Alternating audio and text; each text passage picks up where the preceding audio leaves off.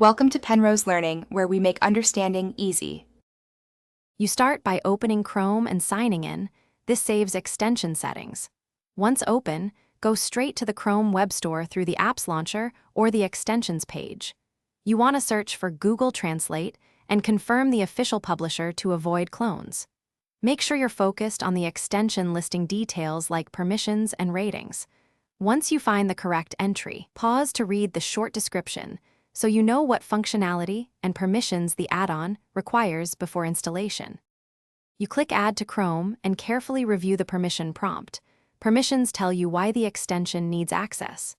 After confirming, the extension installs and you should pin it to the toolbar for quick access. Next, open its options or settings and set your preferred target language.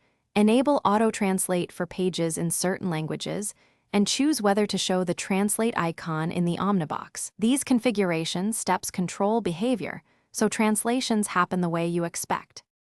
You test it by opening a page in another language and using the toolbar icon or the right-click translate option. Observe whether the page translates automatically. If it doesn't work, make sure the extension is enabled in Chrome, //extensions and try restarting Chrome, which often resolves activation issues. If problems persist, disable other translation extensions or clear the browser cache and cookies. These steps eliminate conflicts. Finally, update Chrome and the extension, keeping both current fixes. Thanks for watching. If this was helpful, leave a like and consider subscribing. See you next time.